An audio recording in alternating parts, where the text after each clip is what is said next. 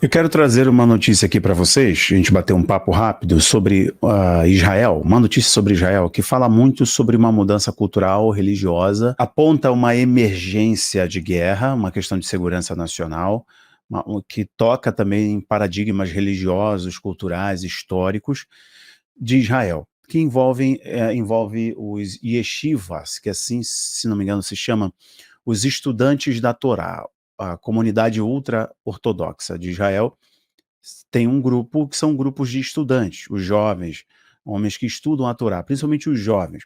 Eles não trabalham, né? Captam investimento internacional, apoiadores, financiadores dos estudantes da Torá para apoiar a religião. Os ultra-ortodoxos são muito participativos, são lobistas fortes e têm seus representantes na política de Israel. O próprio ministro Netanyahu, o primeiro-ministro Benjamin Netanyahu, tem apoio de um grupo de ultra-ortodoxos, pois a decisão não foi no campo político, foi na justiça. A Suprema Corte de Israel decidiu no dia de ontem, dia 25/6/24, que os estudantes da Torá serão obrigados a estudar, serão obrigados a se alistar, serão obrigados a não mais empunhar a Torá, né, o livro da Torá, mas empunhar uma arma e lutar na guerra. Israel está se preparando para um confronto amplo, já que provavelmente entrará em guerra contra o Hezbollah, e isso vai envolver todo o Oriente Médio, e muitos analistas, e eu sou um deles, que afirma que haverá um conflito regional mais amplo devido a esse confronto de Israel na fronteira norte, protegendo ali a sua parte ao norte, que no caso o sul do Líbano, que tem a presença dessa milícia apoiada, desse grupo extremo apoiado pelo Irã, que viu nos últimos meses, depois do 7 de outubro, um deslocamento obrigatório de dezenas de milhares de cidadãos israelenses que moravam na fronteira com o Líbano deixar as suas casas. E agora Israel está se deslocando para criar esse bolsão de proteção para não correr mais o risco de ser invadido pelo norte em uma guerra maior, e para isso haverá uma incursão no território libanês, no sul do Líbano, que mais de 100 mil pessoas estão deixando o Líbano. Então o que acontece é que, alegando a isonomia, alegando um princípio de equidade, de se é obrigado o alistamento para um jovem comum, é também obrigado um alistamento para um estudante da Torá. É obrigado o alistamento obrigatório, portanto, se aplicará para os ultra-ortodoxos. Olha, isso é tão interessante e muda tanta coisa, porque lá em 1948, os ultra-ortodoxos receberam uma isenção, cerca de 40 jovens receberam uma isenção para não lutar na guerra, né, após a criação do Estado de Israel 47 para 48, logo em 48, o Ben Gurion, primeiro-ministro de Israel, se não falha a minha memória, ele criou essa exceção, né, para 40 estudantes. Eles deveriam preservar a religião, o estudo da Torá. Inclusive recebiam financiamento. Hoje, os recursos vêm através de captação externa. Então isso, desde lá de 48, com Ben Gurion, até os dias de hoje, no caso, a decisão de ontem, a coisa mudou, porque os ultra-ortodoxos, eles não iam para a guerra, eles não eram obrigados a se alistar, eles não se alistavam. E agora Israel está enfrentando uma guerra interna, uma crise interna, porque os representantes do partido, os representantes dos ultra-ortodoxos, os religiosos, estão em guerra com a Suprema Corte, porque a decisão para eles, como o próprio líder aqui dos ultra-ortodoxos, foi colocar uma espada na aula, no centro de estudo, dentro da escola dos alunos da Torá.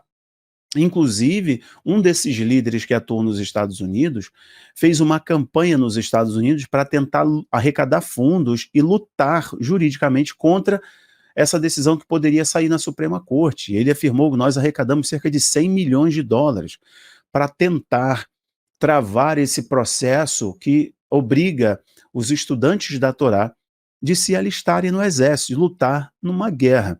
Então, ao mesmo tempo que Israel se prepara para uma guerra regional, essa convocação obrigatória, alegando um princípio de equidade, se temos obrigatoriedade para os outros jovens, não será diferente para os ortodoxos, para os religiosos, os estudantes da Torá, eles não terão mais essa isenção. Então isso comunica uma secularização maior, mais do que já existe secularização em Israel, porque Israel é muito secularizado, o movimento do arco-íris é muito forte lá e por aí vai. Então, comunica não só essa secularização, comunica também um pouco desse confronto histórico, desse confronto cultural e religioso, porque a religião também preserva parte da história, da cultura e da identidade do povo de Israel. Eu estou falando de religião, tá, pessoal? Então, isso comunica muito de mudança de padrão cultural, de mudança de política, de uma perda de força por parte dos ultra-ortodoxos e também do primeiro-ministro de influenciar favoravelmente para os ultra-ortodoxos na Suprema Corte. Isso comunica também que Israel está se preparando para um confronto maior. E se não convocar essas dezenas de milhares ou mais de alunos ultra-ortodoxos, né? Se eu não me engano é esse nome, yeshivas. Posso estar equivocado aqui, são muitos dados e muitos nomes, tá, pessoal? Se não convocá-los, vai continuar a porta aberta, quer dizer, todos os outros são convocados e eles não, já que outros são convocados, eles também serão. Mas há uma questão aqui de segurança nacional, de segurança. Israel está no flanco sul, né? Questões ali na parte sul, e agora a parte norte, e tem que estar protegido. Então, há uma sinalização de que algo maior está por vir e que não há efetivo suficiente para poder atender a estas demandas, né? Eu estou aqui com o CBN News, que é um portal de notícias norte-americano, que traz muita cobertura de Israel, informações de Israel, traz a mesma coisa, que uma guerra interna acabou de acontecer em Israel. Times of Israel destaca a seguinte manchete: uma espada sobre a sala de estudos.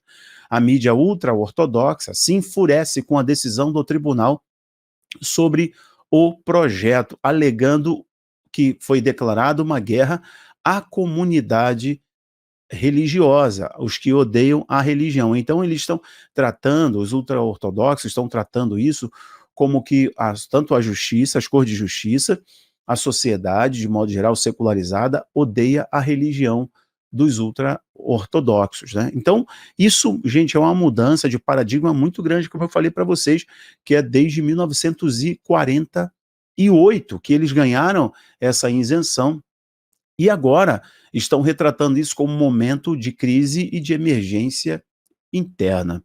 Bom, senhoras e senhores, eu acho que essa notícia é importante porque sinaliza também para o que está por vir, né? Se há uma necessidade de ampliar o número de soldados, é porque estamos falando de um conflito muito próximo. E pelas movimentações, né, inclusive as queixas do Netanyahu sobre as armas dos Estados Unidos que não vieram a tempo para Israel se proteger e se defender e lutar, né, nesses flancos que eu tenho comentado com vocês.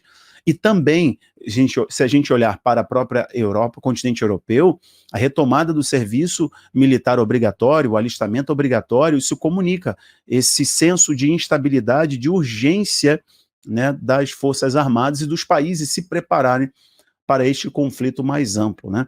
Bom, se vocês quiserem entender um pouco mais sobre Israel, geopolítica do Oriente Médio, entender sobre o Oriente Médio, eu tenho um curso, está no módulo 1 com 24 aulas, cada aula cerca de 30 minutos, com muitos slides, muito material didático, material de apoio disponível para vocês, e-book disponível, e entender outras dinâmicas do Oriente Médio. Aconselho vocês a irem no Abaplay.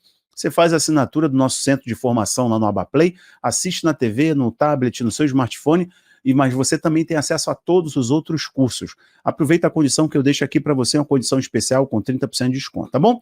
Que Deus abençoe vocês, muito obrigado, um abraço, compartilhe, tchau, tchau.